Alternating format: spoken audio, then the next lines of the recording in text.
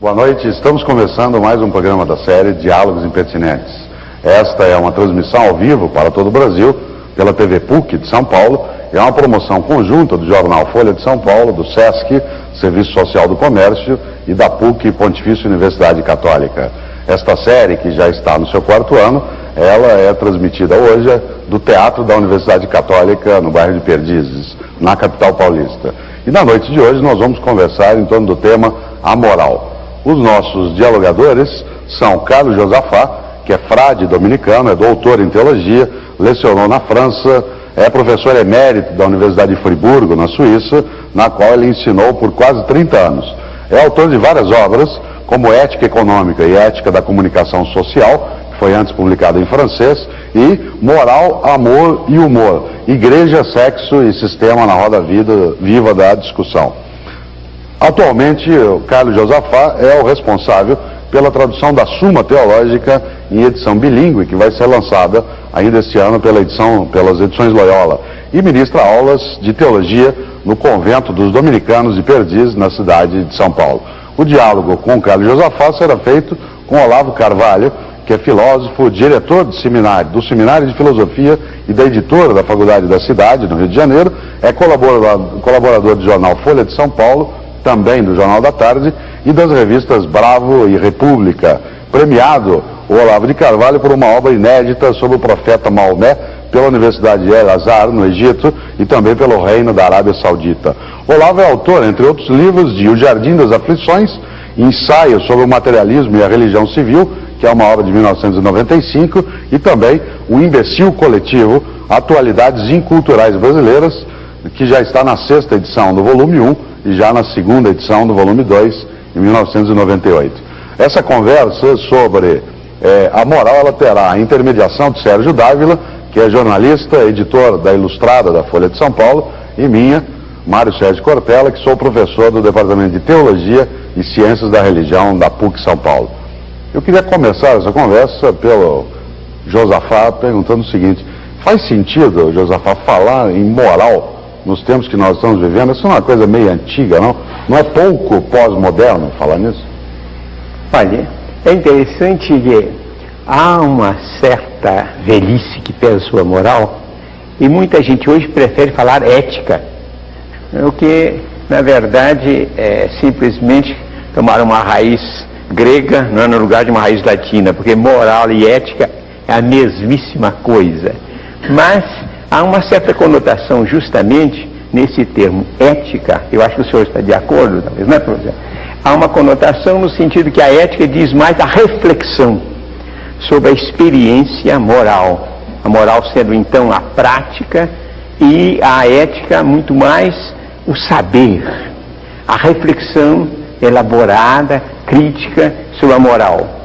De tal modo que nos anos 50, 60, eu falava mais de moral, e chegando aí para os anos 70, 80, 90, desde que eu tenho 50 anos, hein, gente? Hein? Aí eu já estou falando mais de ética. E quando falava de teologia moral ou moral teológica, hoje, com a maioria de meus colegas, nós falamos de ética e ética cristã. Mas eu acho que é a coisa de que nós mais precisamos.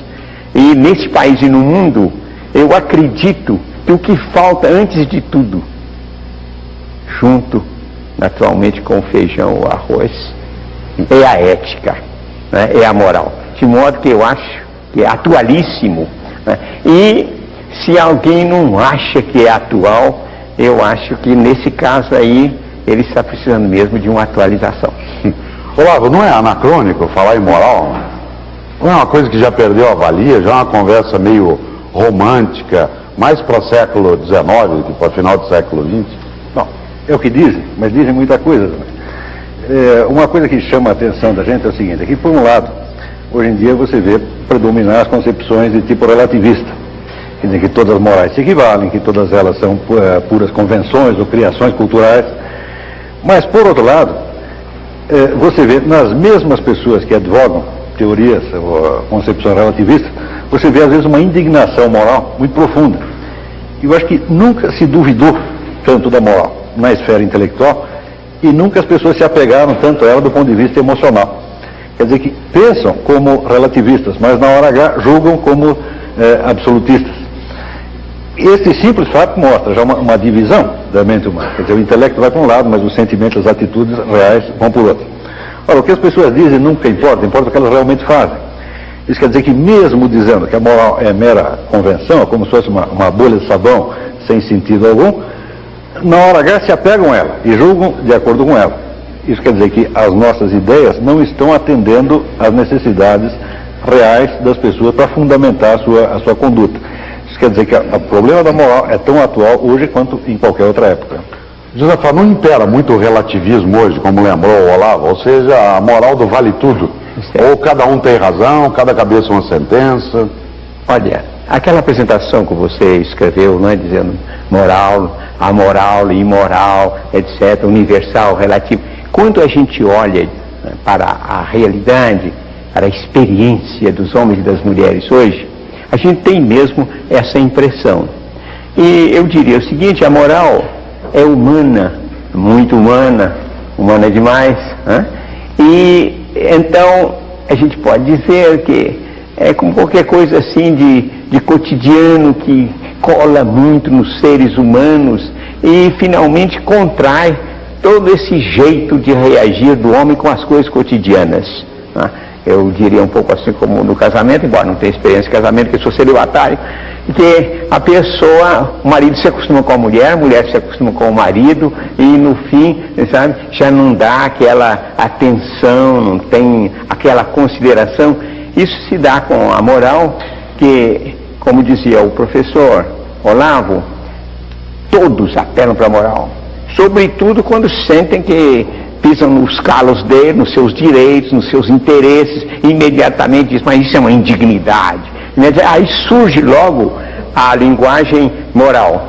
Então, há um relativismo, no sentido de que não só há muita diversidade na prática moral, não apenas há uma diversidade nas normas seguidas, mas hoje, o que me parece característico do nosso tempo é que se interroga sobre os valores, sobre os fundamentos mesmos.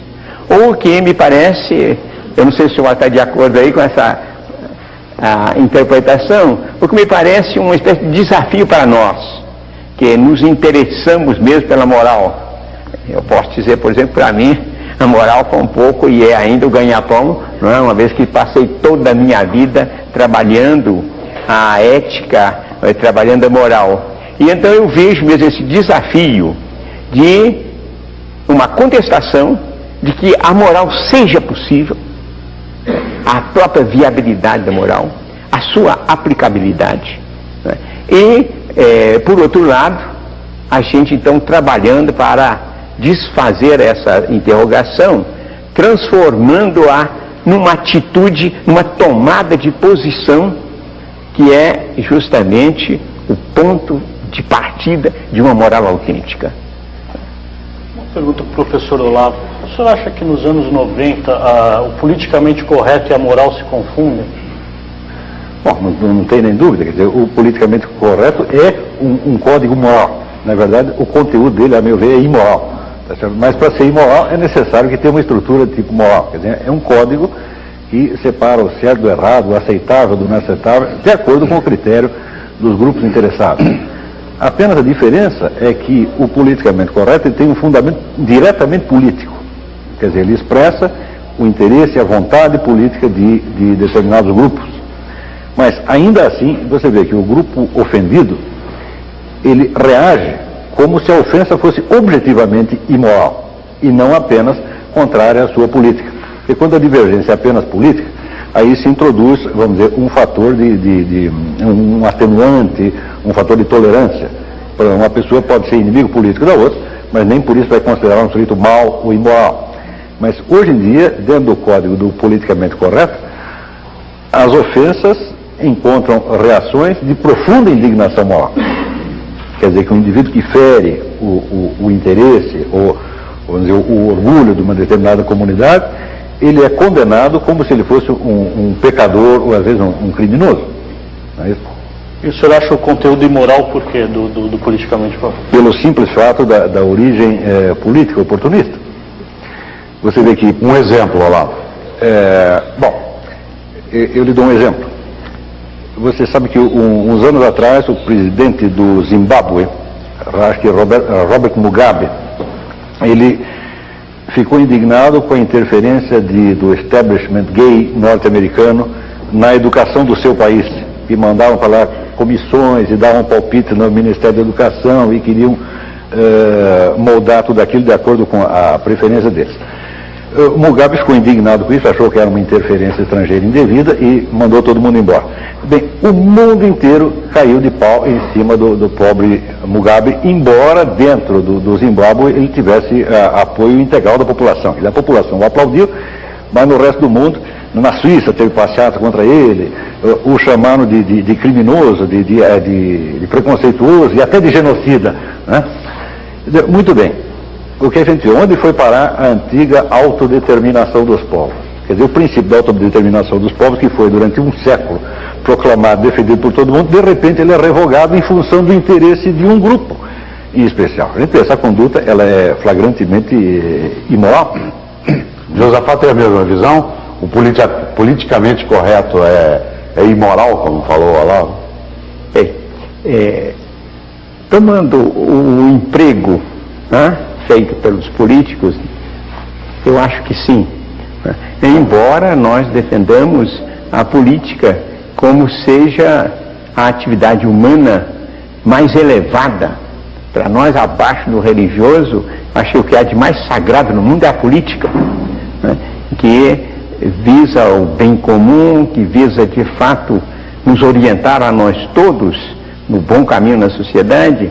E então eu acredito, e estou certo que o professor está de acordo comigo, porque ele frequenta muito Aristóteles, né? E Aristóteles já colocava a política como sendo o ápice da justiça, né? Por isso é que há de nossa parte uma espécie de protesto, quando, por exemplo, no tempo de eleição, elementos que eram céticos em moral, né? E que se batiam absolutamente na linha de um total relativismo moral e apenas uma política, né, de desenvolvimento, de crescimento e concentração de riqueza, de uma hora para outra, mas se tornam absolutamente como São Vicente de Paulo, presidente dos pobres, isso aqui, quer dizer, aquela santidade que é o ápice da moral. Tá? Então aí sim eu estou plenamente de acordo, não é, com o professor dizer é mais do que imoral, é sumamente imoral. Olavo, política e moral, ou política e ética, tal como Maquiavel buscou apartar, né, na sua lógica, ela faz sentido? É possível ser político e ético? É possível as duas coisas, é possível você juntá-las, é possível separá-las. Quer dizer, Aristóteles, quando falava em política, a política dele significava, na verdade, o estudo da estrutura social como um todo. Seria o que hoje, mais ou menos o que hoje nós chamaríamos as ciências sociais, tá certo? E mais modernamente se emprega a política num sentido mais limitado, quer dizer, naquele sentido do Carl Schmitt. Quer dizer, a política é aquele confronto onde tudo está resumido nos termos amigo e inimigo. Quer dizer, você está no meu partido ou está no partido contrário. Porque se um determinado conflito tiver um conteúdo ético ou moral específico e possa ser resolvido mediante argumentação moral, ele já não é um conflito puramente político. Quer dizer, Carl Schmitt foi um dos doutrinários do Estado nazista, mas na realidade a ideia dele hoje é mundialmente aceita. Quer dizer, são todos schmittianos ainda que não o confessem. Eu acho que eu sou o último que não é. Mas, hoje em dia, você vê, num mero confronto partidário, tipo amigo e inimigo, meu partido, partido contrário, as pessoas têm emoções de tipo moral, perfeitamente indevidas no caso, porque não é, objetivamente falando, não é imoral você ter uma ideia política diferente da minha, porque se a nossa diferença for de ordem moral, bem, nós podemos resolvê-la pelos instrumentos da filosofia moral ou ética. É só quando não tem esse conteúdo e tem que ser resolvido num conflito tipo amigo e inimigo, cuja última instância é precisamente a guerra, só aí nós podemos dizer que é um conflito puramente político, né? Quer dizer, hoje existe uma certa confusão entre os dois domínios, no sentido de que as emoções morais, sobretudo de tipo de condenação moral, são usadas como instrumentos, tá certo, de uma luta meramente política. Quer dizer que o fato do outro pertencer a um outro partido deixa de ser um simples conflito político e se torna uma questão vamos dizer, da virtude e do vício. O Freire ficou meio incomodado com essa história, Freire? Não, eu estou de acordo, mas eu insistiria mais em que Maquiavel é de fato uma ruptura. Ele lança o domínio político, ou define, mas exatamente tomando o poder como sendo o objeto da política. Então, no Príncipe, trata-se justamente do príncipe, no caso, vamos dizer, do homem político, de saber tomar o poder, perpetuar-se no poder, e todas as medidas para liquidar adversários e para manipular amigos, mas a essência mesma dessa doutrina é a política tem como objeto o poder. Ora, justamente a perspectiva que nós vimos clássica desde Aristóteles, Tomás de Aquino, que chega até Maquiavel, se definia a política pelo bem comum, alguém que se consagra como uma espécie de serviço ao bem comum. E aí há essa reviravolta, de modo que a modernidade, quando surgem então as nações modernas na Europa, o colonialismo, a colonização, pois bem, então surge essa novidade terrível, e eu acredito que é um câncer em todo o Ocidente, que contamina o mundo, de as elites de um país quererem então serem detentoras do poder e conceberem a política nesse sentido. Mas pode mudar tudo, mas só não pode largar o poder. Imoral, é imoral? Carlos, querer Olavo, é imoral querer o poder? Bom, muito bem, o que é o poder? Para entender o que é o poder, nós temos que encará-lo não como um substantivo, mas como um verbo. Quer dizer, poder é ter uma determinada possibilidade de ação. Você querer essa possibilidade em si mesma é totalmente absurdo. Você só pode querê-la em função de algo que você deseja fazer, de um valor que você deseja realizar. Se você disser o amor do poder pelo poder, eu digo, bom, esse é um vício, é uma coisa absolutamente sem sentido. Mas, e é justamente por causa desta autonomia do poder em todo o ciclo moderno, é que acontece uma coisa espantosa. Quer dizer, toda a nossa história registrada, os livros, textos das escolas, o ensino universitário, todo mundo diz que o ciclo moderno é marcado pela ampliação dos direitos e pela democracia crescente, pela igualdade crescente. Mas basta você examinar a coisa com um pouco mais de cuidado, você vê que qualquer governante de hoje em dia, ele tem um poder infinitamente maior do que qualquer rei da Renascença, do que qualquer senhor feudal da Idade Média, ou do que qualquer imperador da Antiguidade. Por exemplo, quando a gente vê que o governante é capaz de fazer, por exemplo, como Stalin, desloca 60 milhões de pessoas daqui para lá. O senhor está trabalhando aqui, manda os 60 milhões para lá, sem consultá-los. Digo, se desse uma ideia dessa para Átila o Uno, ele acharia uma coisa extremamente desumana e, na verdade, impossível. Ele diria, nenhum ser humano pode ter tanto poder assim. Está compreendendo? Então, vamos dizer, os direitos, a parte jurídica, de fato, sofreram um progresso. Quer dizer, os direitos nominais, eles foram ampliados. Mas a quantidade do poder do governante é cada vez maior em relação à impotência do governado.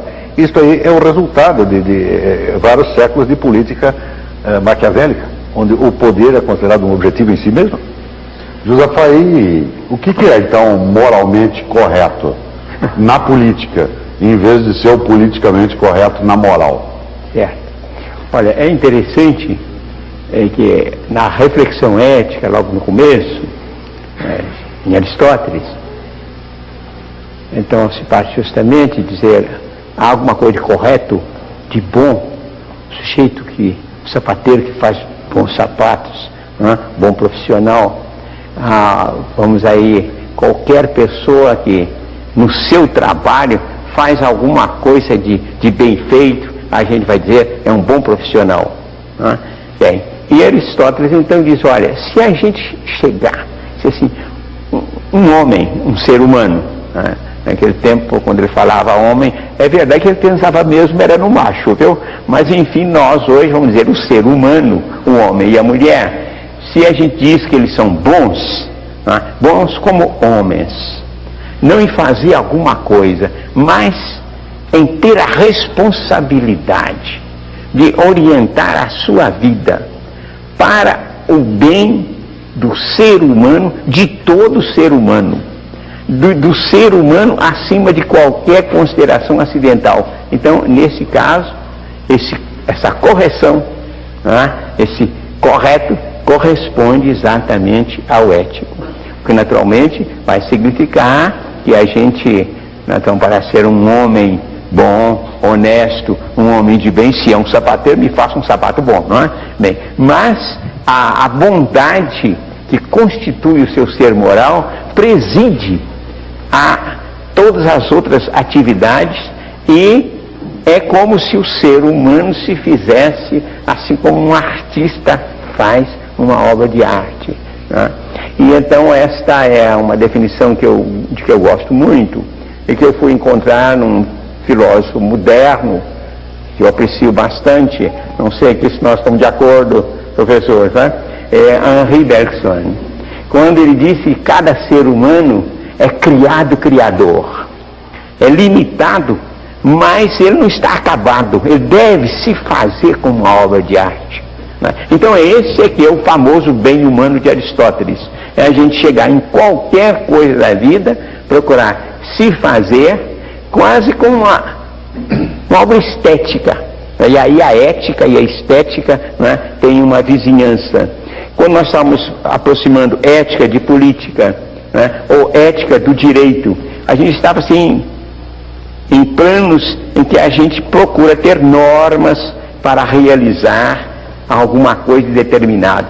Na estética e na ética, a gente tem uma criatividade, tá? A liberdade é extrema, e por exemplo Levinas fala infinita, né? Eu acho que com um certo sentido, né, de uma liberdade que vai ser o homem, o ser humano se toma para se acabar, para se realizar.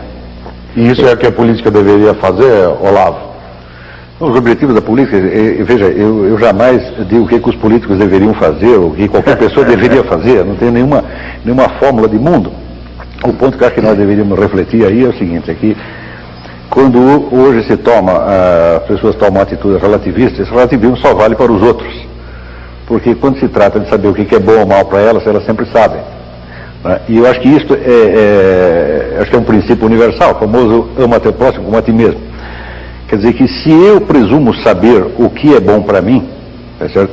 Eu tenho uma certa medida para eu poder descobrir o que é bom para o próximo. O que eu não posso é dizer que todos os valores são indiferentes e iguais no que diz respeito às pessoas, e quando chega no meu próprio caso, aí não, eu já estabeleço uma nítida diferença entre o que é bom e o que é mal para mim. Tá certo? Se me oferecerem, por exemplo, um belo prato, um filé, etc., ou então um tapa na cara, eu certamente vou escolher o filé, porque eu sei o que é bom para mim. E para o outro, na medida onde eu admito que existe um bom para mim, é preciso que haja algo objetivamente bom para os outros e que não dependa inteiramente da opinião arbitrária deles. Porque eu não posso mudar de opinião, dizer, não, eu prefiro o tapa na cara. Ninguém faz esse tipo de escolha. Quer dizer que nas escolhas pessoais predomina uma objetividade. Isso, no fundo, talvez possa servir de guiamento até para um político. Quer dizer, ele sabe o que é bom para ele, portanto, quando ele fizer o mal aos outros, ele também sabe o que está fazendo. É interessante que nós falamos em moral durante um bloco inteiro, quase que falando em grande parte sobre política. E no cotidiano, um dos temas que quando se fala em moral vem à tona é pecado, é sexo, né? E nós conseguimos passar um tempo falando sem tocar nessa palavra. E o Sérgio Dávila tem uma questão para a gente iniciar agora essa fase.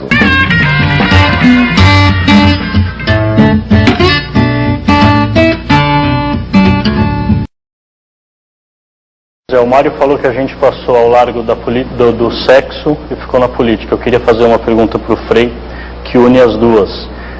O senhor acha que é moral a maneira como vem sendo tratado o caso Bill Clinton, Mônica Lewinsky? Moral e política via Bill Clinton, Mônica Lewinsky.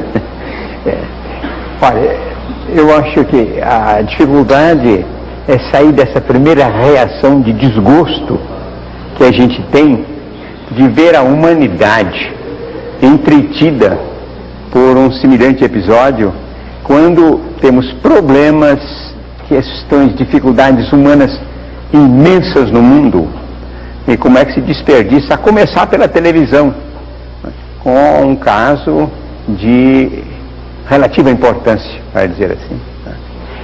Eu acredito que há aí um primeiro dado, que é uma lição para nós. A humanidade, hoje, tem uma dificuldade enorme de encontrar um equilíbrio no que toca à sexualidade.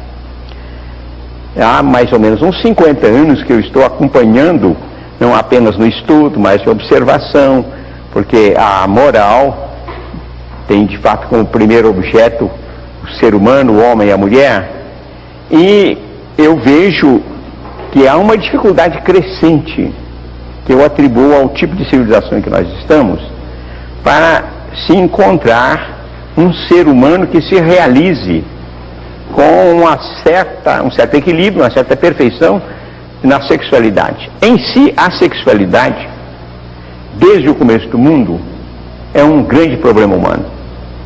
Quer dizer que desde que o ser humano fez a separação entre a função de procriação, de um lado, e por outro lado, a sexualidade como amor, como linguagem de amor, todos os gestos que exprimem, antes de mais nada, eu te amo, e não visa imediatamente dizer eu quero ter um filho de ti. Então surge aí de fato um abismo, né, e que vai se tornando cada vez maior, no sentido de que se procura o prazer a dois,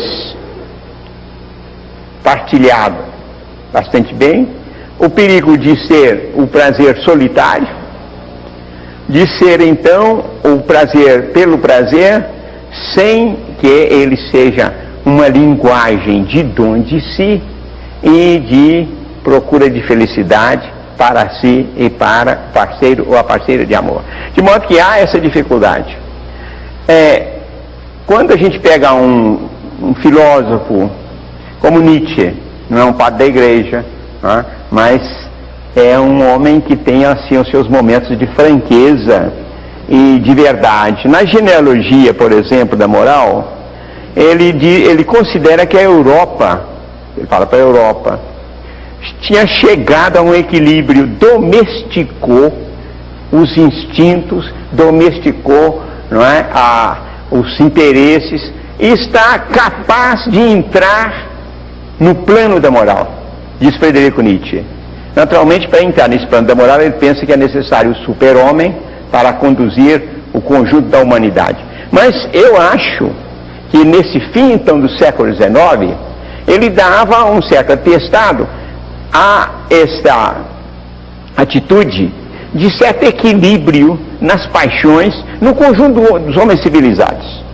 Eu acho que ele se enganava no seguinte: ele dizia que havia uma domesticação, e era muita domesticação mesmo. Quer dizer que havia muita hipocrisia, e havia muita imposição. Não era uma atitude moral, no sentido de alguém que se assume da sua liberdade para se realizar, e que assume o outro também como um projeto de bondade, e então há uma relação sexual, não é, que é um engrandecimento dos dois. Nós vamos voltar nesse pedaço. Só queria que o Olavo, também nesse momento, aproveitando essa passagem, existe alguma imoralidade na situação Clinton-Lewinsky? Bom, existe imoralidade para tudo quanto é lado. A primeira imoralidade, a gente está falando tanto desse assunto. Você vê, Bill Clinton é um sujeito que ele se apropriou de 800 fichas de inimigos políticos dele, que estavam no FBI, às quais ele não poderia ter sequer acesso. Ele pegou e conserva com ele na Casa Branca. Além disso, mandou passar a tecnologia nuclear para a China, colocando em risco a segurança do próprio país. Ele fez um monte de coisas realmente graves. Agora, se ele bulinou a tal da Mônica ou não, nós ficamos discutindo isso em face de problemas tão grandes, é uma imoralidade. Segunda imoralidade é essa senhorita ter guardado essa informação durante tanto tempo para depois tentar tirar um proveito dela. Quer dizer, ele agiu apenas de acordo com o instinto humano. Quer dizer, a garota está lá dando sopa, ele bulinou. A carne é fraca. Isso não então, é uma ele não agiu nem com moral. premeditação, nem com perversidade. Quem agiu com perversidade é ela. É ela e todos os inimigos e supostos aliados políticos dele. Eu tenho a impressão que não conseguiram, é mais ou menos um caso como o Al Capone, não conseguiram pegá-lo por nada de grave, então decidiram pegar por esta bobagem, tá certo? Agora, sempre que se discute questão de moral sexual, a minha primeira reação é a do Pirandello, mas não é uma coisa séria. Quer dizer, moral deve tratar de assuntos verdadeiramente graves. Ora, a nossa conduta sexual, ela dificilmente tem consequências temíveis para os outros seres humanos. Não é isso? A não ser que o sujeito seja muito feio, não é isso? E aquela que transa, ele vai ficar traumatizado. Essa é a única consequência temível que pode ter. Vamos dizer que a moral, na medida onde exija, por exemplo, vamos dizer, um casamento monogâmico, ela está se referindo a um certo padrão ideal de perfeição, que nós podemos imaginar até miticamente, né, um casal primordial, que permanecesse junto a vida inteira. Ora, um conselho de perfeição não pode ser incorporado ao Código Civil como uma coisa obrigatória. Quer dizer, seja perfeito, seja santo, porque senão o Estado te pune. É justamente por causa desta obsessão com a moral sexual que toda a literatura ocidental tem como assunto predominante o quê? O adultério. Isso é só na literatura do Ocidente que acontece, e só se fala disso. Você lê Balzac, Stendhal, Dostoiévski, bom, 80% é adultério. Em comparação com isso, eu vou lhe dar um outro exemplo, se é que temos tempo para prosseguir nesta questão. No mundo islâmico se conta uma história do califa Osman, que foi um dos primeiros sucessores de Maomé, e que, como o próprio Maomé, era um homem sábio. E diz que ele, durante o mês do Ramadã, estava caminhando lá pela cidade e ouviu uma barulheira numa casa, um ruído. E se aproximou e viu que estavam lá homens, mulheres peladas, né, fazendo uma bacanal, né, pernas voando para todo quanto é lado, vinho rolando. E durante o mês do Ramadã, tá certo? Você não pode, durante o dia, né, nem comer, nem tomar água, nem ter relações sexuais. E seria, vamos dizer, uma transgressão gravíssima. Então ele foi, arrebentou a porta e deu a famosa ordem, esteja preso. Né? E os camaradas responderam, falaram, não, ao contrário, o que você está fazendo é muito pior, porque você violou a nossa privacidade. Diz que Osman baixou a cabeça, pediu desculpa e foi embora. Esse é um homem sábio, tá certo? Então, para mim, não me importa o que Bill Clinton tenha feito com a secretária. Acho que muito pior do que ele transar com a secretária é transar com a mulher dele.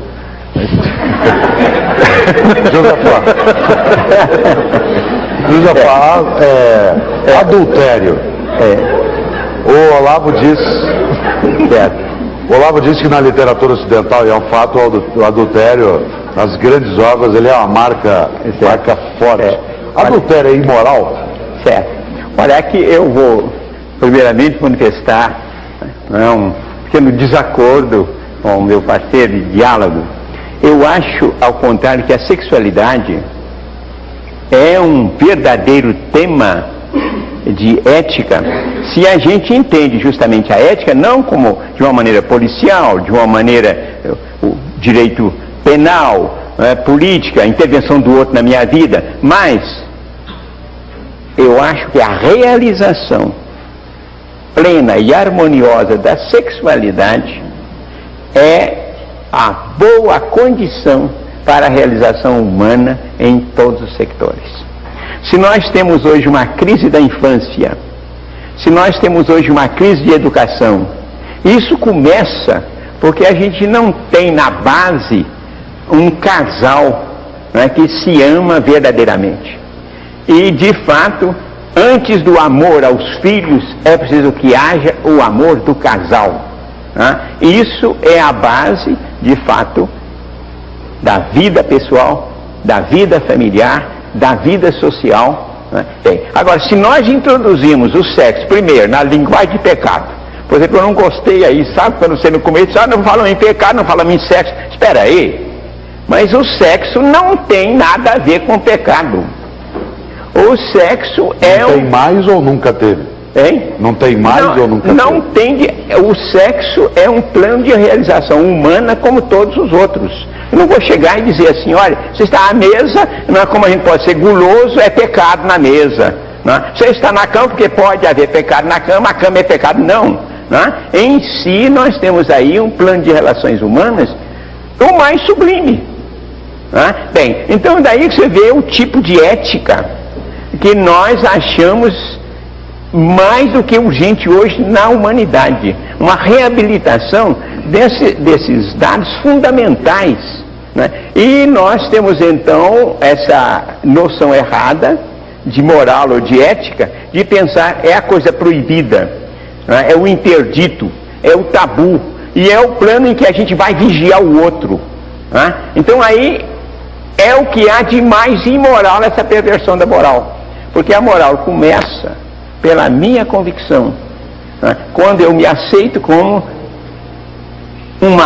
um projeto de bondade a realizar, né? Então, nesse sentido, eu acho que a humanidade como projeto de bondade tem que começar. Eu acho que gostei da sua insinuação, que o Ocidente tem navegado muito, né, nessas ondas assim, de ver a sexualidade pelo lado da falta, pelo lado da infidelidade, né, pelo lado do adultério, né? E então eu vou lhes dizer que não é para se julgar assim materialmente esse adultério, mas essa atitude, né, de considerar de fato o adultério como uma banalidade, uma coisa qualquer, né?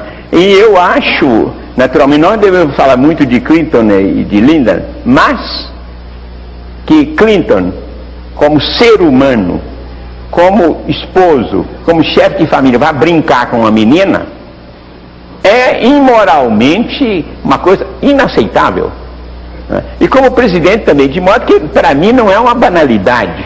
Agora, o que nós não podemos é nos ocupar disso, tanto mais que há tanto no mundo, né? E dar a importância política a uma coisa que eu considero como uma grande derrapada, como uma casca de banana em que ele caiu mesmo, né? Mas não tem importância nenhuma isso para a política dos Estados Unidos e a política internacional. Olavo, saindo do Clinton então, né? O Frei Josafá falava dessa relação que não pode ser feita, que é uma preocupação muito grande com o tema da sexualidade e do adultério. Você tinha mencionado isso. Você acha que o cristianismo tem um papel nesse vínculo entre sexualidade e imoralidade, ou adultério e a marca que isso carrega como mote da estética? Bom, em primeiro lugar, preciso dizer que a Igreja Católica sempre foi o bode expiatório de todos os nossos males e os nossos problemas. Porque enquanto a civilização do Ocidente foi efetivamente cristã, que seria mais ou menos até a Renascença, havia uma atitude de muito mais tolerância, compreensão e bondade com essas coisas. Esse moralismo acusatório, ele cresce na medida em que se afirma o moderno Estado leigo, ao contrário do que as pessoas pensam.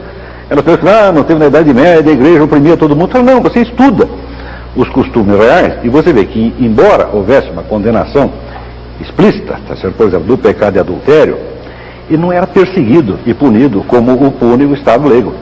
Você vê o famoso episódio que todo mundo cita, de Abelardo e Heloísa. Ele foi lá, transou com a menina, daí foram lá, até caparam o sujeito. Não, eles não caparam porque ele estava transando com a menina. Não, todo mundo sabia que ele estava fazendo isso. Então todo mundo dizia, não fica muito bem, porque você é um professor, mas isso era o máximo que se fazia. Quando ele casou em segredo com ela, aí que a família se irritou. Está entendendo? Quer dizer que enquanto estava lá, assim, atrás da escada, está entendendo?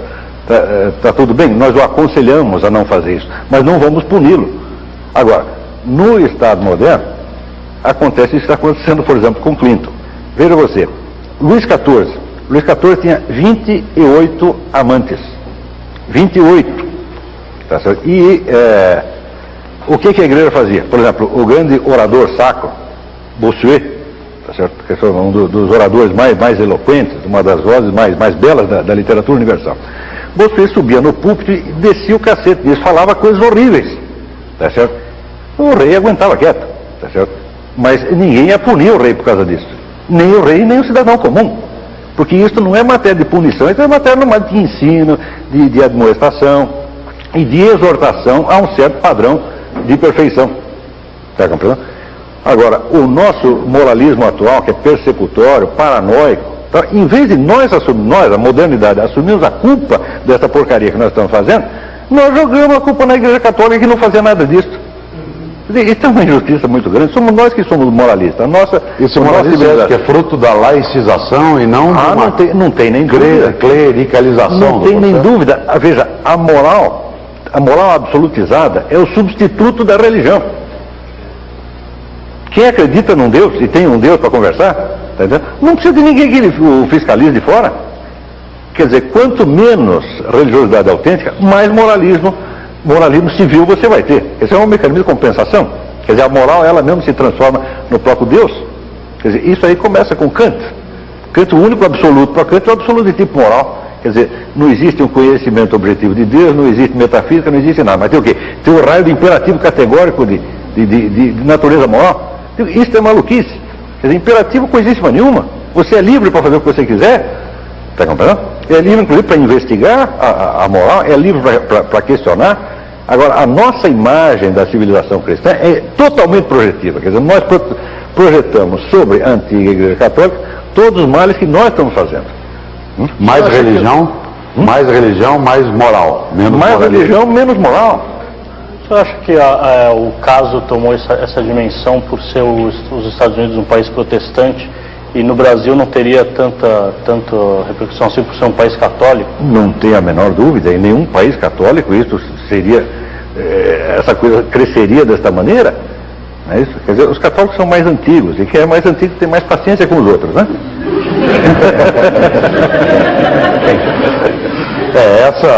Essa lógica é uma lógica forte, né? Quando nós pensamos no impacto que tem essa relação que o Olavo colocava, que eu queria até no outro bloco nosso estar analisando isso com o Frei Josafá, né? Porque de maneira geral se fala mesmo, mais religião, mais moralismo. Né? O Olavo dá uma vertente que é a desmontagem de uma estrutura de natureza religiosa em grande essência, ela acabou levando a um aumento do moralismo. E o Sérgio Dávila tinha uma questão nessa direção, né, para o Josafá aí diretamente. Eu queria que o Frei Josafá comentasse essa tese, no mínimo curiosa, que apareceu no último bloco. Quanto mais religião, menos moralismo, e quanto mais moralismo, menos religião, é isso? Certo. Eu diria então que quanto mais religião autêntica, né, que às vezes pode acontecer que a gente tenha uma religiosidade que seja uma espécie assim de projeção do seu egocentrismo, né, do seu egoísmo, que se fica um pouquinho mais assim, né, refinado, fica mais agudo sendo religioso. Eu digo uma religião autêntica, como aquela, são as grandes religiões como o cristianismo bíblico, né, como o judaísmo, o islamismo, o budismo. Nesse caso, quanto mais religião, menos moralismo e mais uma moral autêntica de valorização do ser humano. E então nós entraríamos aí com um conceito que pode aparentemente complicar e que ajuda, é o pecado. A noção de pecado dada pelo Evangelho, pela Bíblia em geral, é uma noção que eleva o ser humano, mostrando responsável de sua vocação transcendente, de sua relação com Deus, e mostrando então capaz também de, no seu coração, quer dizer, na sua vontade mais profunda, na sua capacidade de amar, de se dar, de se orientar, no seu coração, ele é capaz de conversão, de perdão, o que está completamente longe da ideia de culpabilização, de angústia, de se afligir, como uma forma velada ou ostensiva de desespero. É uma forma de esperança. Então, Deus, a moral, o pecado, tem uma relação, quando se tem a relação com o verdadeiro Deus, uma verdadeira relação com o verdadeiro Deus, se tem uma verdadeira moral de realização do ser humano em si e nos outros, de descoberta do outro, e se tem também uma noção de que essa responsabilidade pode falhar, e que nós assumimos essa falha e procuramos partir dela para uma caminhada mais firme e mais experiente, né, do que a gente é, e com o esforço de uma maior pureza em sua capacidade de amar. Por isso, então, eu volto a essa frase, não é? Mais religião, mais moral, mais um sentido elevado de Deus, mais um sentido elevado do pecado. E quanto, então, menos religião, mais nós corremos o risco de um moralismo, de uma culpabilização, né? De uma opressão de si mesmo e dos outros. Então seria esse o sentido que eu daria a essa fórmula, né, que eu acho que foi bem introduzida, né, pelo meu parceiro de diálogo aqui, né, professor Olavo. Olavo, fala-se muito que a juventude hoje é imoral. Muitos falam isso. Essa juventude está perdida, ela não tem moralidade mais, não tem religião, não tem valores. Como é que é isso dentro da sua reflexão? Olha, eu acho que nenhuma geração tem o monopólio da moralidade. A minha própria geração, eu acho que foi a geração mais cínica, amoral e pretensiosa que o mundo já teve. Porque tudo o que nós queríamos se tornava imediatamente um princípio da moralidade que tinha que ser aceito por todo mundo. E tudo que nós não gostávamos se tornava uma vergonha para o mundo. Tá certo? Não fomos nós que inventamos o Woodstock, nós que difundimos as drogas pelo mundo inteiro. Quer dizer, nós inventamos essa porcaria toda. Agora vamos falar de jovem? Quem que é isso? E eles têm religião? Eu acho que tem mais do que a minha geração. Eu considero a minha realmente uma geração perdida. Pelo fato da sua imensa pretensão, pelo fato de ter sido tão... nós fomos muito paparicados quando éramos jovens. O fato de ser jovem era um mérito. Quer dizer, uma coisa incrível. O fato de você ter nascido depois de um outro sujeito parece que te torna melhor do que ele. E enfiaram todas essas minhocas na nossa cabeça e nós acreditamos em tudo isso. Tá certo? Então é a geração do Clinton.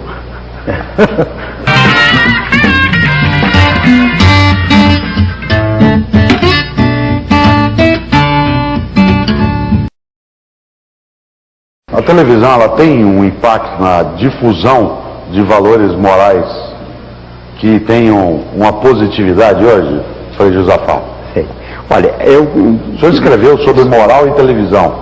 Certo. Parece um... Exato, né? Antes eu gostaria de dizer alguma coisa um pouco complementar ao que o meu companheiro acaba de dizer. É muito difícil a gente fazer um julgamento histórico se há progresso, se há uma volta atrás em termos de moral, quando a gente olha a história da humanidade. Porque a gente pode dizer assim que há vários parâmetros. Em alguns pontos, por exemplo, a consciência hoje é mais delicada, né? E em outros pontos, aparentemente, ela é assim mais condescendente, mais relaxada. Eu gosto de seguir esta linha. Até o fim do século XIX, no Ocidente, houve uma compressão moralista muito grande. Então, a moral pública e o direito penal juntos, de modo que muitos temas importantíssimos eram tratados exclusivamente no direito penal. Por exemplo, não se tinha praticamente assim um direito matrimonial além do direito patrimonial. Isso, então, todos os problemas de sexualidade ou de infidelidade eram tratados no direito penal e com todo rigor. Então havia uma grande hipocrisia. E, sobretudo, o seguinte: os adultos que ostentavam uma certa moral e procuravam esconder aos jovens. E então aparecia assim que o jovem é aquele que comete todos os pecados e há os pais que é a perfeita correção. Essa foi a imagem que veio até o que a gente chama la Belle Époque, até a Guerra de 14-18. Pois bem, a partir daí há um movimento de emancipação. E esse movimento de emancipação explode depois da Segunda Guerra Mundial. E então a gente vai tendo esse fenômeno que se chama liberalização do direito. A gente vai tendo então esse fenômeno da emancipação. A emancipação, se diz, dos jovens, a emancipação da mulher. E aparentemente, mais imoralidade. Mas há uma primeira coisa, certamente mais sinceridade. Portanto, do ponto de vista para a moral, a gente tem um ponto de partida muito bom, que é esse ponto de ninguém está mais seguindo a moral porque está no cabresto. E então isso que nós chamamos o heteronomismo, não é? Tomando a palavra justamente de Immanuel Kant, quer dizer a lei externa imposta. É a coisa que mais se opõe à moral. Tanto que a gente vê que no Evangelho a grande condenação de Jesus Cristo é o farisaísmo. Ai, vós fariseus hipócritas. Essa hipocrisia, isto é, esse pegar a lei e fazer da lei a referência da vida humana, e fazer do legalismo, então, essa espécie assim de cadeia que se lança sobre os outros, é a destruição da moral. Então, nesse sentido, eu não digo assim que nós hoje somos mais ou menos, é bastante delicado, mas há alguns pontos em que a liberdade aparece como um bom ponto de partida. E eu queria pegar a questão inicial que fiz a da mídia e passá-la para o Olavo e depois voltar para ver qual que é a sua posição em relação à função da mídia, Olavo, nisso que o Frei Josafá falou, dessa criação de maior liberdade e eu, digamos, maior sinceridade, como eu tenho um complemento a fazer, desculpa interromper. Muito se fala da ingenuidade do povo, o povo não sabe votar, não sabe escolher. Nesse sentido, um programa de apelo extremamente popular como o do Ratinho é um programa imoral ou amoral? Eu não posso responder porque eu não assisto o programa do Ratinho, não tenho a menor ideia do que se passa lá. Desculpe a minha falta de cultura de massa. Eu sei apenas que existe, mas nunca assisti. Tá certo? Outra coisa, eu não acho que o povo não sabe votar, acho que o povo não sabe votar, a elite não sabe votar, os políticos não sabem votar e eu mesmo não sei votar. Tá certo? Eu acho, na verdade, que votar é quase impossível. É só você ver a lista de candidatos e ver o tempo que você tem para se informar sobre cada um. Eu, todas as vezes que votei na minha vida, eu confesso que eu votei quase no escuro. Por exemplo, eu votei muitas vezes no Dr. Ulisses Guimarães, quando ele era vivo, porque parecia uma bela figura naquele momento, né? Era um cara que estava lutando para a ditadura. Depois eu fui estudar a biografia dele, era um negócio horroroso. Bom, agora é tarde, agora já votei. Não cometi o pecado de votar no Collor naquele ano, assim, tomei o engolfe e votei no Lula. Mas também não sei se votei direito, não. Essa coisa de dizer que o outro não sabe votar, bom, quem não tem pecado atira a primeira pedra. Mas e a mídia? A mídia nessa ingenuidade. Agora da mídia. Quer dizer, a mídia representa, sobretudo, a pressão de uma opinião coletiva uniforme que vai moldando as opiniões dos indivíduos.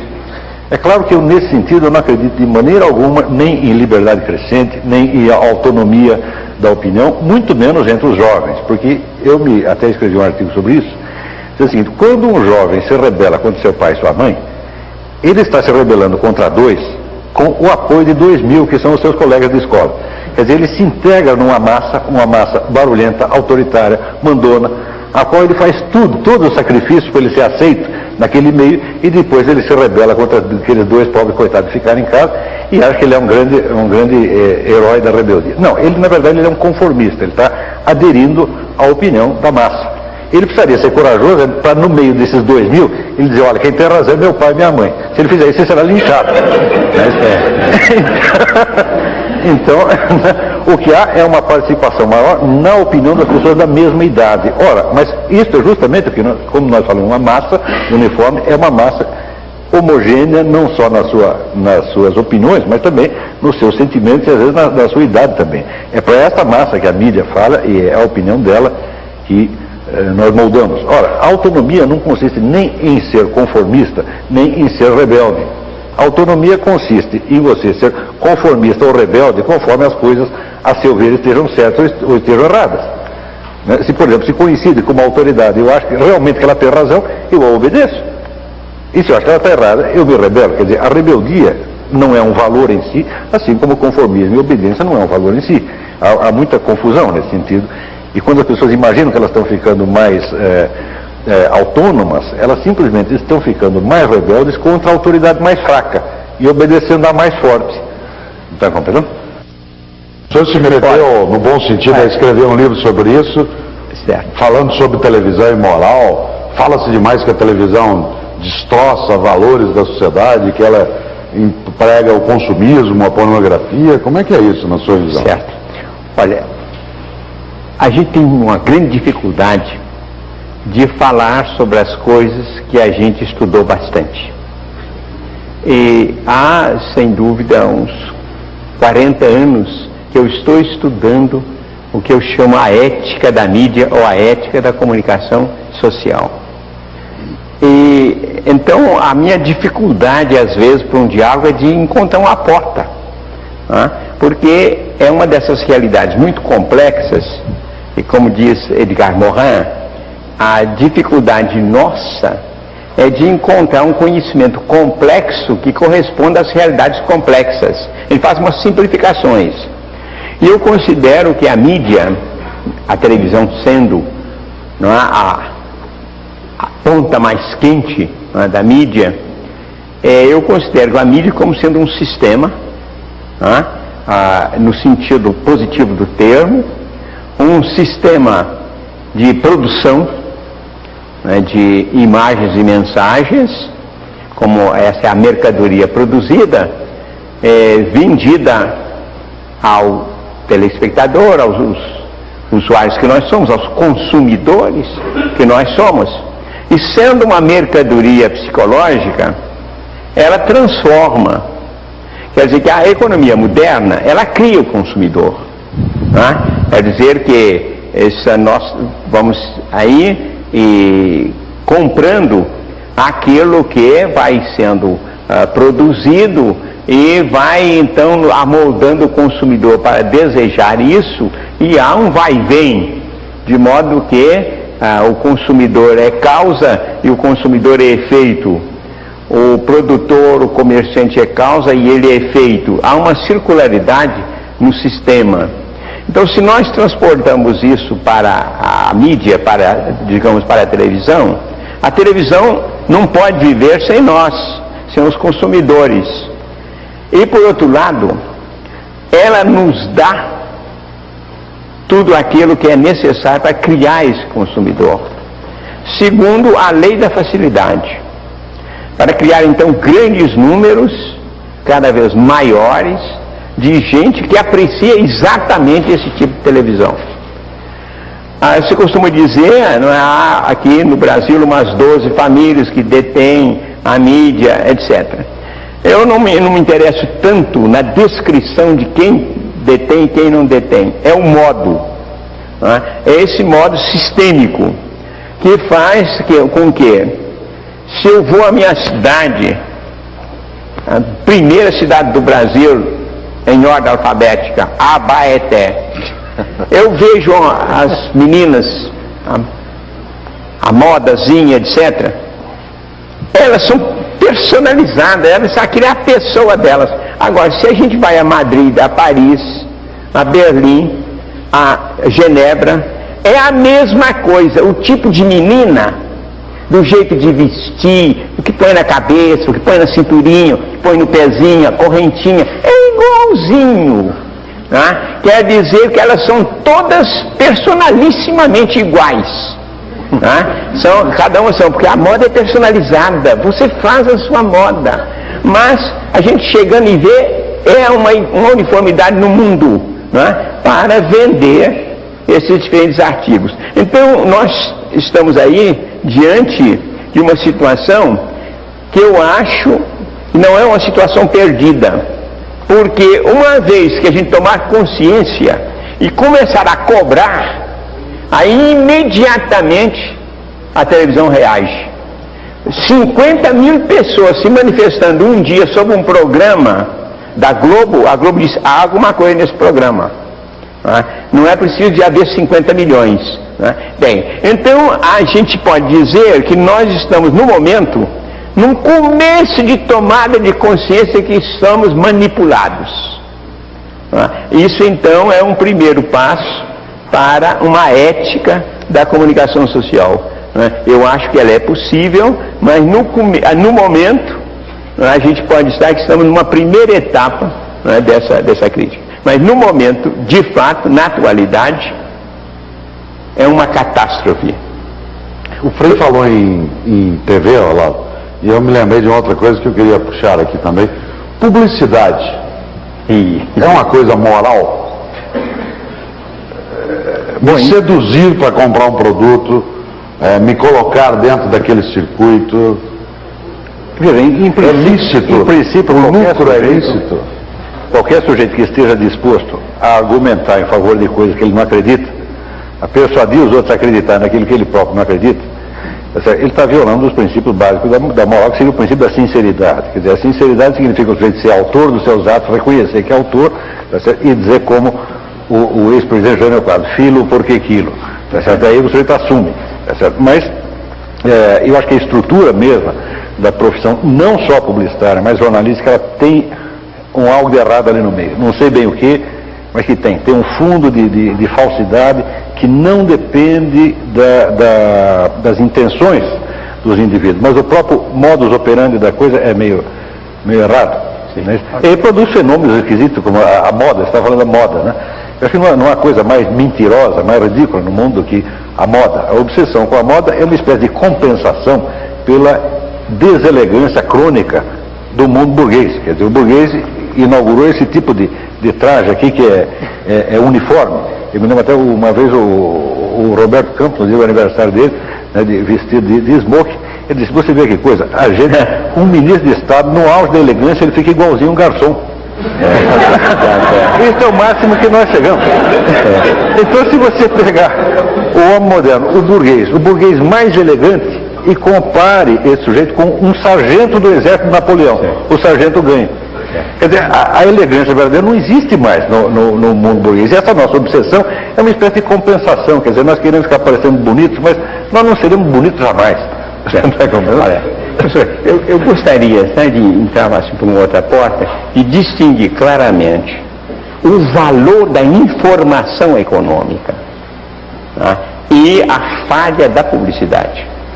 Nós precisaríamos hoje, de fato, de ter muita informação econômica. Você vai comprar um carro, né, de uma maneira inteligente, que esse carro seja apresentado com todas as suas vantagens.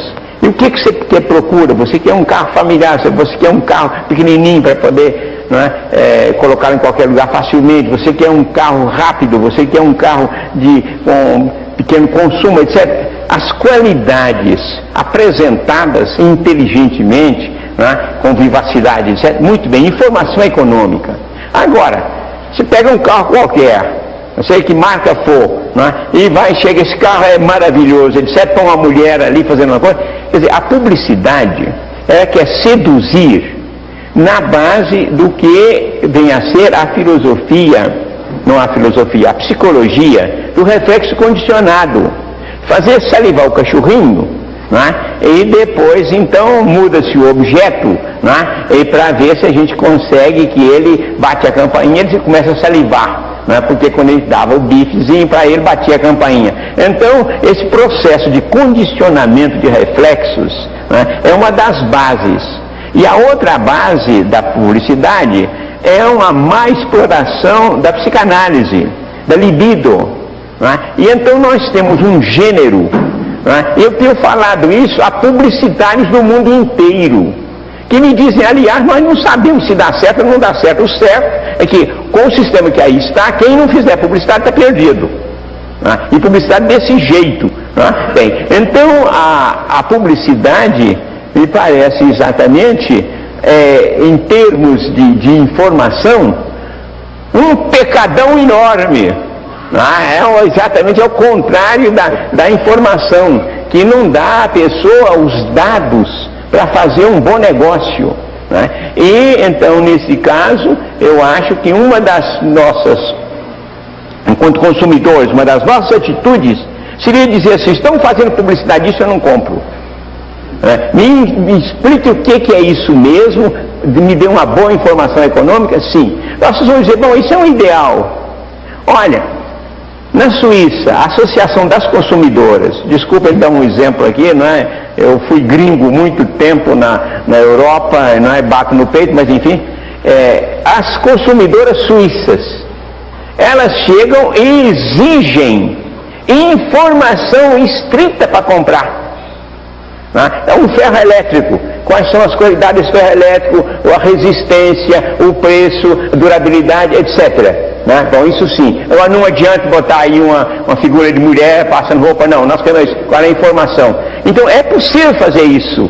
E o que acontece? É que o comércio suíço segue. E temos que levar em conta a seriedade das consumidoras e dar informação econômica em vez de prodigalizar a publicidade. Durante todo o nosso programa, nos blocos anteriores, pessoas nos enviaram perguntas por fax e telefone. Eu queria começar por uma pergunta que a Débora Gomes, de São Paulo, ela faz para o Frei Carlos Josafá, que é assim: como pode os pais passar exemplos morais para os filhos num mundo que é tão imoral? Bem, olha, eu começaria por dizer justamente que é muito necessário que ser pai hoje comporta uma certa atitude de resistência que deve transmitir aos seus filhos também, eu diria mesmo uma espiritualidade de resistência, uma atitude crítica de saber indicar os valores que nós temos hoje, a possibilidade, por exemplo, de criatividade que nós podemos encontrar nos novos meios de telemática, e por outro lado o perigo dessa passividade, da gente se deixar amoldar pela mídia.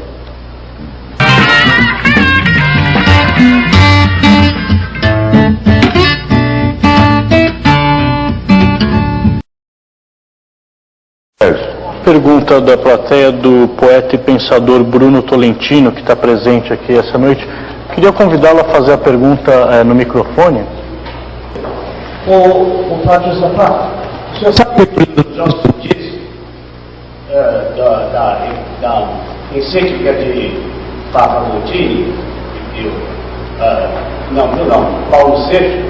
Olha, ele não, a respeito da contracepção e de todas essas questões sexuais da igreja, ele dizia, olha, ele não joga o jogo porque ele está fazendo as regras.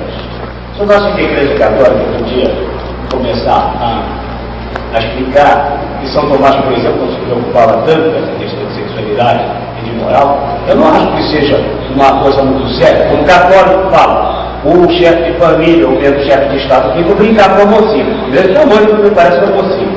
Segundo que brincar é brincar, não tem importância nenhuma. Ótimo. Muito bem.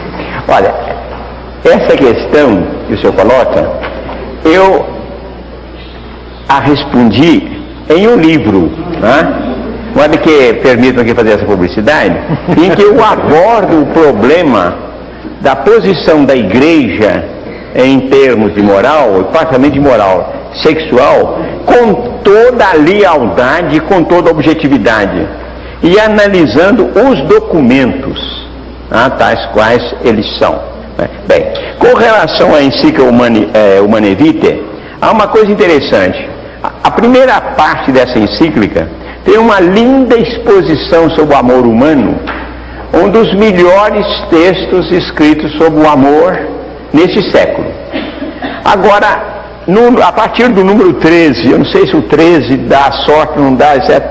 O Papa tem uma posição a respeito da contracepção e, a meu ver, ele tomou a definição de natureza humana de uma maneira muito parcial, olhando o aspecto biológico, fisiológico, e pedindo então uma conformidade a essas leis como sendo a expressão da conformidade à moral e à lei de Deus.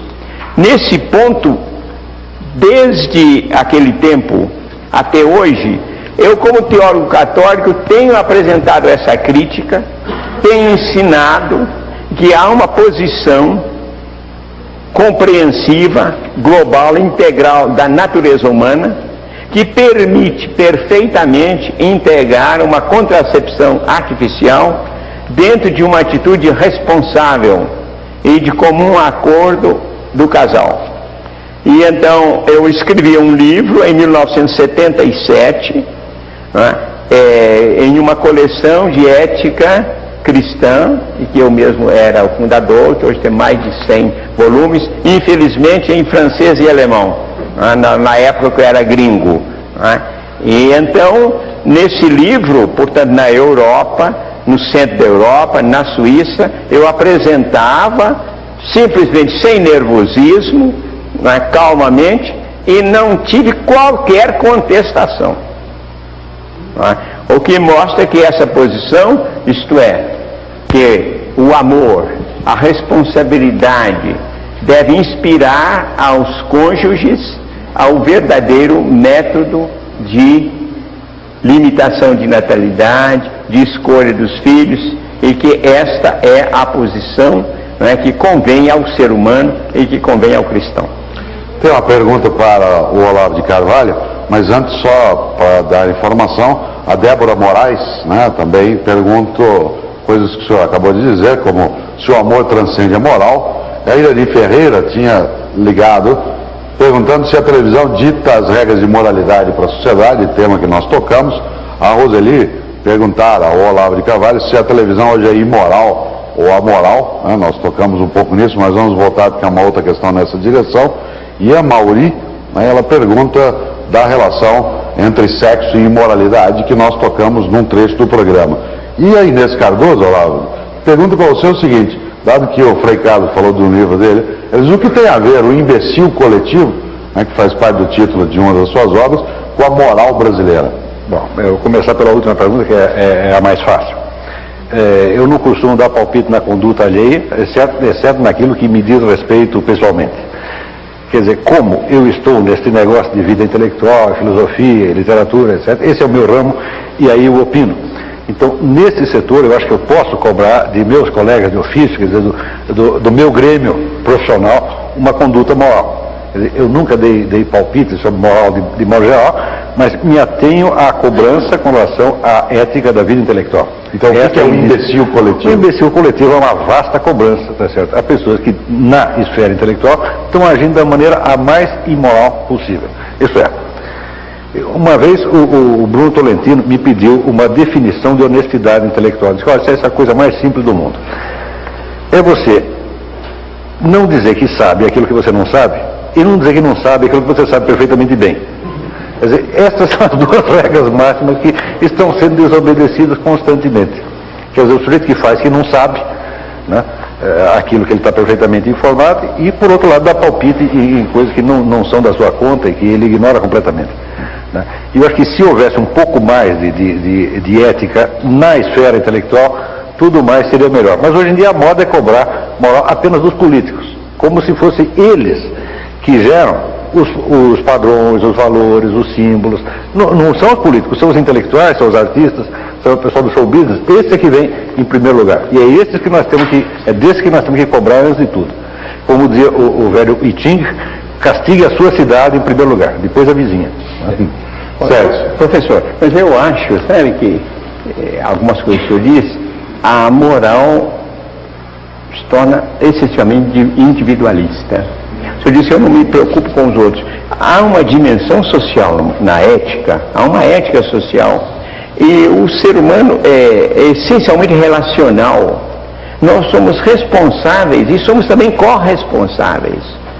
Agora, eu me pergunto se a sua atitude não poderia ser entendida como uma espécie de encolhimento num caramujo, e então nós falharíamos aquilo que é mais importante, que é o outro, e nós nos interessarmos que o outro seja bom, não de ditar normas para ele, mas de colaborar para que ele encontre o seu projeto ético. O senhor não acha que estaríamos em desacordo total? Não, acho que o senhor tem razão. Essa atitude que eu estou assumindo, ela não pretende ser um molde para ninguém, é apenas uma resposta a uma determinada situação concreta, onde todo mundo dá palpite a respeito da moralidade de quem quer que seja. E eu acho que esta intervenção excessiva na moral pública, ela em si mesma é imoral, porque revela a pretensão que o sujeito tem de julgar coisas que ele não entende e das quais ele não procura sequer se informar. Quer dizer, o primeiro dever de justiça é você se informar sobre o que realmente está passando. Ora, às vezes as coisas são complexas e é preciso muitos anos para que você chegue a uma conclusão. Por isso mesmo que uns anos atrás eu já fiz um voto de pobreza em matéria de opinião. Quer dizer, eu costumo dar a minha opinião quando eu já examinei o caso bastante, eu conheço, então ela já não é mais apenas uma opinião, acho isso, acho aquilo. Não, ela tem um certo valor cognoscitivo. E nas coisas que eu não examinei, eu digo, não sei. Tem até um verso da Alberto da Cunha Mello, que junto com o Bruno Tolentino, um dos grandes poetas brasileiros, ele diz o seguinte: quem não se rebusca, se acha. Diga não sei e receba uma aula de graça. Porque sempre que você diz não sei, vou esperar mais um pouco, vou examinar, você sempre acaba ganhando. Sério. Duas perguntas da plateia, Iatan e Eduardo, relacionadas à política, moral e política. Uma propaganda do candidato Paulo Maluf diz que ele seria a vitória do bem contra o mal. Na sua opinião, uma campanha contra Paulo Maluf deveria permanecer no âmbito estritamente político ou deveria ser feita no âmbito da moral? E a outra, a aproximação entre estética e política é possível? O professor Josafá falou sobre vizinhança entre ética e estética, possível pela criatividade e pela liberdade. Por que não podemos tornar a política uma obra de arte? Primeira pergunta para mim, a segunda para ele. Isso. Muito bem, eu acho que quanto mais se evitarem argumentos de tipo moral em campanhas políticas, melhor. Mas eu não acredito realmente que esses políticos possam ser substancialmente melhores uns do que os outros. Eu acho que o discurso moralista, acusatório, tá certo? A pretensão de que você é o lado bom e o outro mal, eu acho isso inteiramente absurdo. Quer dizer, isso tem que ser, as questões de bem e de mal têm que ser encaradas com seriedade. Não é na propaganda política que nós vamos resolver isso, e sobretudo nós temos que lembrar o velho conselho de Leonardo da Vinci: dove se grida non è vera scienza. Quer dizer, onde se grita não há verdadeiro conhecimento. Ora, numa campanha política todo mundo gritando, quer dizer, como é que vamos saber quem é o bonzinho e o malvado?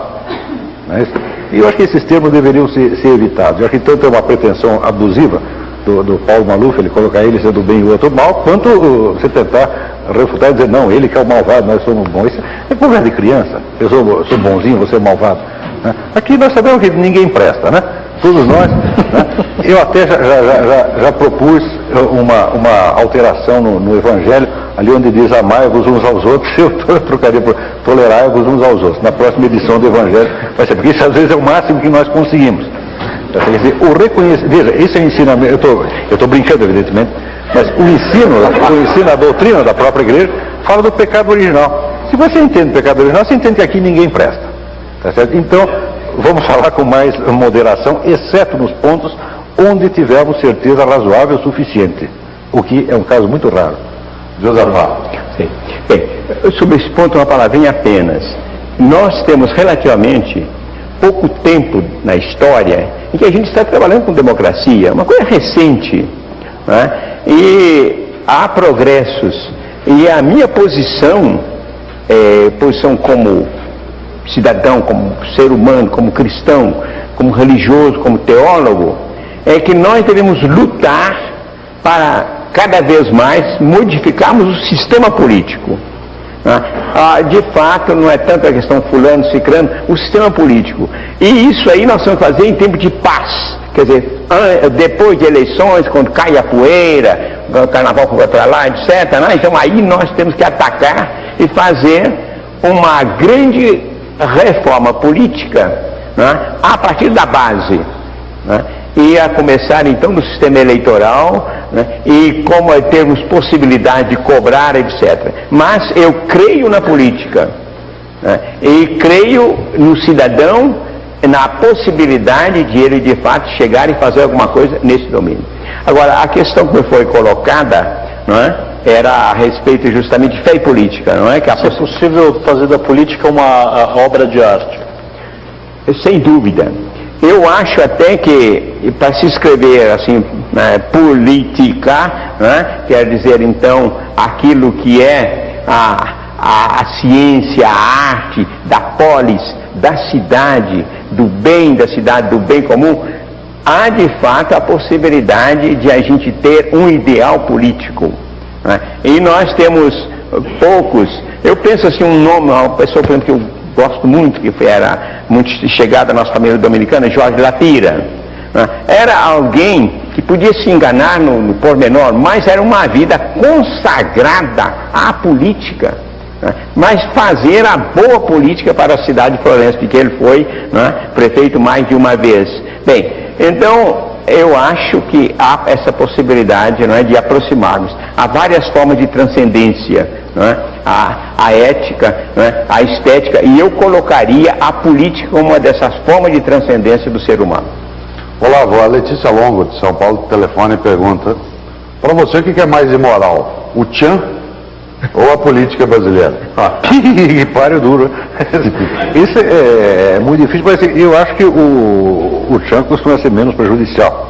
Em primeiro lugar, você já tem uma rejeição estética, que não, a coisa é muito vulgar, muito idiota, e o sujeito, para prestar atenção nisso, só se for igualmente idiota. Eu não acredito que isso realmente possa prejudicar ninguém. Mas a política, ao contrário, a política molda o futuro. A política tem consequências de muitíssimo longo prazo. Tá certo? E eu, por um temperamento pessoal, não sou muito inclinado a levar muito a sério as questões de moral sexual. Eu acho que essas são questões menores no âmbito público, embora no âmbito íntimo sejam fundamentais, tá certo? Para a perfeição da alma. Mas no âmbito público não se deveria dar tanto peso a elas, né? Sérgio, dá tempo de fazer uma pergunta? Mais uma para o professor Olavo, é uma pergunta anônima da plateia. O senhor concorda com Faulkner, que disse que o poema Ode a um Vaso Grego, de Keats, vale a vida de 30 mil velhotas? Vale o quê? A vida de 30 mil velhotas. Vale a vida de um gato.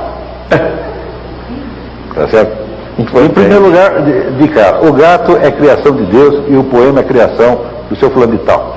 O poema não... o poema é de Keats, poema de Keats. Então o poema é invenção de Keats e o gato é invenção de Deus. Em primeiro lugar, ninguém pode supor que a sua obra pessoal valha mais do que qualquer elemento dado da natureza. Isso não tem sentido. E eu acho que a idolatria da estética é um fenômeno paralelo ao moralismo que nós estamos falando. Quer dizer, como você não tem mais religião no sentido profundo, você não tem de fato um acesso ao conhecimento de Deus, então você começa a criar substitutivos. Um deles é a idolatria da moral, o outro é a idolatria da obra de arte, do gênio, etc, etc. E é tudo isso uma das mais temíveis babaquices modernas. Tá vendo? E tem uma pergunta, duas perguntas, Frei Josafá. Uma que é do Eduardo, de Porto Velho, em Rondônia, que pergunta o seguinte: o senhor tanto elogiou a relação da sexualidade com a moralidade, fez tantos elogios ao sexo, por que o senhor tem voto de castidade? E o José Pereira, de Macaé, no Rio de Janeiro, diz: qual a relação entre celibato e a moral na Igreja Católica, já que o celibato não é adotado em outras religiões? E eu quero acrescentar uma que tem a ver com a pergunta que é da Suia, da plateia. É moral o Papa se pronunciar contra o uso da camisinha enquanto o mundo todo convive com a epidemia da AIDS? Muito bem. Bem, olha, eu vou rapidamente essa segunda pergunta. Eu comecei esse livro exatamente pela camisinha, quer dizer, e até pedindo desculpa em um livro de reflexão sobre a ética, de começar assim, por um problema desse tipo. Exatamente porque ele me parece bastante sintomático e não há uma posição oficial da igreja.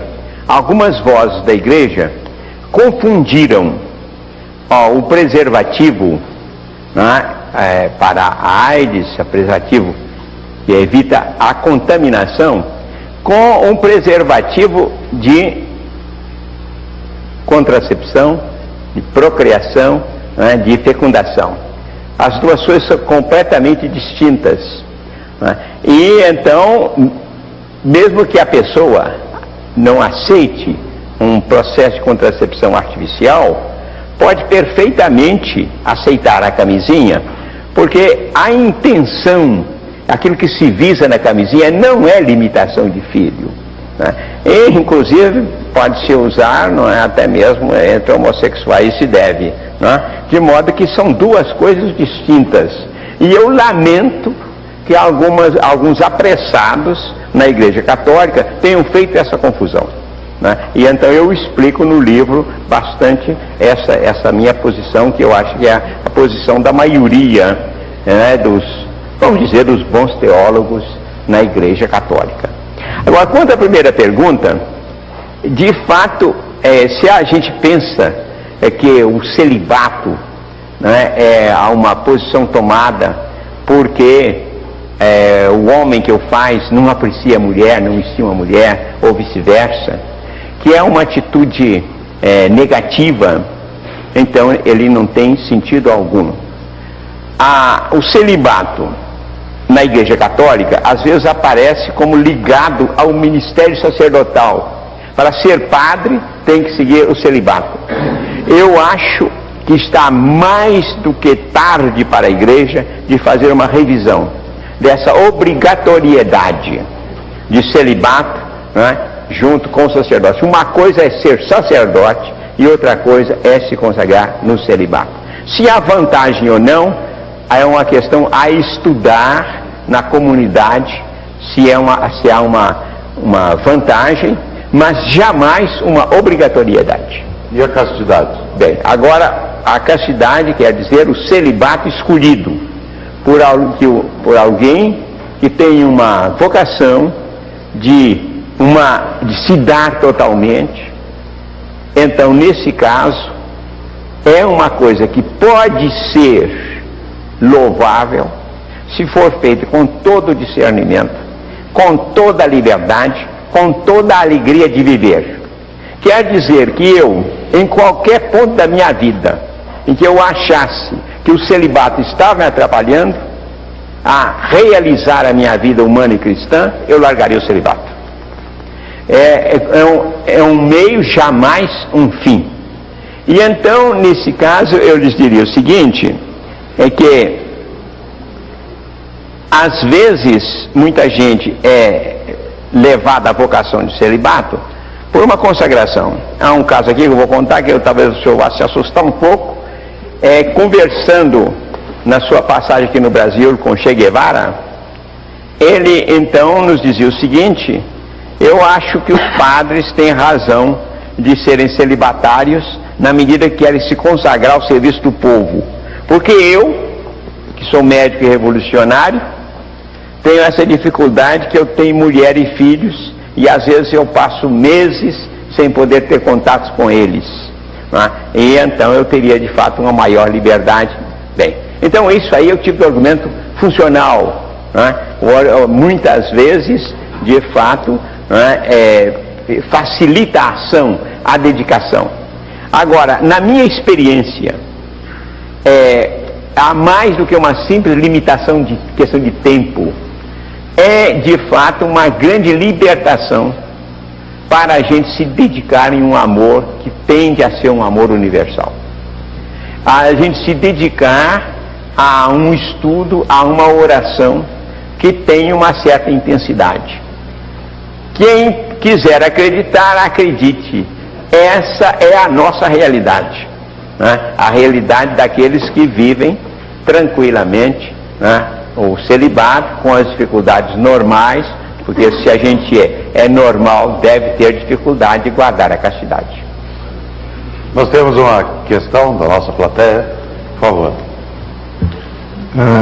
Eu gostaria de perguntar a respeito de um pensamento do Pascal que eu li há muito tempo e que sempre foi para mim meio enigmático e eu não consigo ter uma compreensão clara dele. Eu tenho uma compreensão intuitiva, eu acho, do que ele significa, e queria aproveitar os dois debatedores para ver se podem me esclarecer a respeito do significado dele. Pascal disse, ou escreveu, que a verdadeira moral zomba da moral. E eu queria saber qual realmente o significado disso. Eu acho assim bonito pelo que tem de paradoxal, mas não sei realmente o que ele quis dizer com isso.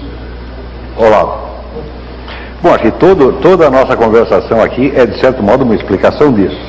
Quer dizer, nós estamos falando que a palavra moral pode ter dois sentidos, quer dizer, pode se referir a um certo padrão, o ideal de perfeição, que nos aproximaria, por exemplo, do modelo Jesus Cristo, e pode querer dizer também um código que é adotado uniformemente para toda a sociedade e que se transforma, no fim das contas, num código penal, tá certo? E numa espécie de regulamento das fofocas. Mas, quer dizer, é o padrão pelo qual nós podemos falar mal do adversário e sentir que nós somos muito bons quando conseguimos provar que alguém é mau. É evidente que a moral, nesta última acepção, deve ser somente objeto de zombaria, apesar da utilidade política e administrativa que ela pode ter. Porque nós não podemos esquecer o seguinte: quando se diz que, por exemplo, Kissinger dizia que a política é a arte do possível, quer dizer, o possível significa apenas a mediocridade de uma determinada situação que pode mudar amanhã e admitir outras possibilidades. Mas a religião e a moral, no sentido primordial da coisa, não visa nunca apenas o possível, mas visa algo que está sempre acima. Nesse sentido, a verdadeira moral será sempre um pouco utópica. Ela pedirá de nós uma perfeição que nós não vamos alcançar materialmente, mas à qual devemos tender por amor a Deus e amor ao nosso semelhante. Nessa linha tem uma pergunta da plateia, do Edson: há possibilidade de fundamentar uma moral sem Deus? Onde buscar sistemas referenciais? Eu não acredito nisso de jeito nenhum. Em primeiro lugar, a questão de Deus levaria tempo para a gente explicar isso, mas quando pergunto se acredita em Deus, eu lembro da resposta de Henry Miller. Perguntava a Henry Miller se ele acreditava em Deus, ele falou: bom, o problema não é esse, o problema é saber se Deus acredita em mim. Eu acho a existência de Deus um dado objetivo, e eu acho que isso poderia ser matéria de discussão, mas não creio que seja uma coisa tão relativa e tão impossível de você captar como hoje em dia se diz. Qualquer moral que ampute da percepção humana qualquer padrão de perfeição absoluta, tá certo? Cai na indiferença. Tá certo? A partir daí a moral se torna apenas convencionalismo, código, etc, etc. Porém, é necessário lembrar o seguinte: desde o século passado, desde Kant, nós estamos acostumados com a ideia de que da realidade nós não podemos deduzir valores, de que entre o julgamento de fato e o julgamento de valor existe um abismo intransponível. Mas isso não é verdade de maneira alguma, porque a simples percepção sensível já implica uma seleção, implica uma distinção entre o que é importante e o que é acidental. Quer dizer, o mundo, tal como aparece a nós, não é uma pasta homogênea, tá certo? Mas ele é um cenário onde aparecem qualidades distintas. Por exemplo, se eu olho para você agora, eu digo, bom, uma coisa é eu conversar olhando para os seus olhos, mas se eu conversar olhando para o seu dedão do pé, você não vai entender mais nada do que eu estou falando. Portanto, existe uma hierarquia já nesta percepção e nesta comunicação. Eu acredito que o conhecimento moral é mais desse tipo, é um conhecimento quase intuitivo ou instintivo, se você quiser. Ele tem que ser, claro, que aprimorado mediante treinamento. Eu não acredito em códigos morais, tá certo? Mas eu acredito em desenvolvimento de uma espécie de percepção moral. E acho que é isso que hoje está justamente falhando.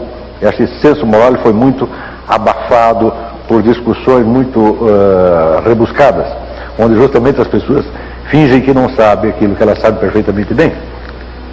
Nós temos várias questões que estão sendo tratadas em outras respostas, como a do Carlos Augusto, de Caxias do Sul, né, que fez uma questão assemelhada em relação a essa temática, né, o José Eduardo de Jundiaí, né, e também o professor Jaime Machado, filho de Ubai, Minas Gerais, né, e ele faz uma pergunta, Frei Carlos Josafá: como que o senhor vê um homem que vive à frente do seu tempo, defendendo ideias que hoje são consideradas imorais, mas podem ser consideradas morais daqui a algum tempo? Certo. Olha, é interessante que a moral que nós definimos como sendo humana, todo ser humano, quer queira ou não, ele tem que enfrentar o problema moral, né? E o ser humano sendo histórico, não apenas que há uma história, mas ele é um desenrolar, ele é um vir a ser. Então, há para cada pessoa, como para o conjunto da humanidade, uma certa historicidade da moral e a possibilidade de fato da consciência progredir nos pontos, às vezes regredia, não é? E a gente vendo hoje que nós não aceitamos de jeito nenhum a tortura. Em séculos passados, a tortura no sentido de um ato judiciário, não é? De juiz mandar torturar alguém para tirar a verdade dele, não é? Nós hoje achamos isso, de modo geral, um absurdo, não é? E uma pessoa que aceita isso, não é? Nos parece completamente anormal. Ora, nós voltando às vezes durante séculos, não é? A tortura judiciária, condições dela, basta a gente ter uma suspeita, pode torturar, etc. Há, de fato, um progresso. E isso nos leva, do ponto de vista ético, a pedir um grande discernimento e um esforço, porque no nosso tempo, há, às vezes, atrasos imensos em certos pontos, não é? De gente aceitar algumas coisas como sendo normais, como sendo fatalidades, quando de fato estão dependendo do nosso comportamento, né? De modo que é um fato, né, essa oscilação no terreno moral, e essa oscilação pede para nós uma atitude moral de uma grande responsabilidade. Sérgio, a última questão, né, que aí nós estamos fechando no tempo. Felipe da plateia para o professor Olavo. Todo ato imbuído de moral é um ato justo? Se sim, a justiça depende da moral? Bom, a justiça, no sentido jurídico da coisa, é evidentemente um produto derivado. Quer dizer, a moral é uma instância mais fundamental. Embora possa haver para fins práticos uma certa separação. A grande tragédia que acontece hoje é a redução da moral ao aspecto jurídico. De modo geral, o Ocidente tem uma mania jurídica absolutamente infernal. Quer dizer, nós acreditamos, por exemplo, que a história jurídica é toda a história. Nós vemos, por exemplo, que os direitos que estão escritos no papel evoluíram e se tornaram melhorzinhos. Nós acreditamos que nós progredimos moralmente. Agora, para estar falando a questão da tortura. Bom, sociedades que aceitavam a tortura como princípio não a praticavam com a intensidade e com a crueldade com que nós a praticamos hoje. Quer dizer que os direitos nominais são uma coisa, mas a prática social real é outra muito diferente. Como nós temos essa obsessão jurídica, nós lembramos as nossas leis de hoje e dizemos, como elas são maravilhosas em relação àquelas de antigamente. Tá certo? Mas não pode esquecer que a história jurídica é apenas uma história ideal, e não a história da trama social real. Por exemplo, se você vê a ideia, por exemplo, de genocídio, de você matar populações inteiras, ou simplesmente como na última guerra, o bombardeio de populações civis. Olha, mas qualquer tirano, qualquer potentado da antiguidade acharia isso uma coisa horrorosa. Olavo, por falar em tirania, eu tenho que concluir em função do tempo que nós estamos. Nos Diálogos Impertinentes de hoje, nós conversamos sobre o tema a moral, com o filósofo e jornalista Olavo de Carvalho e também o teólogo e frade dominicano Carlos Josafá. Boa noite e até lá.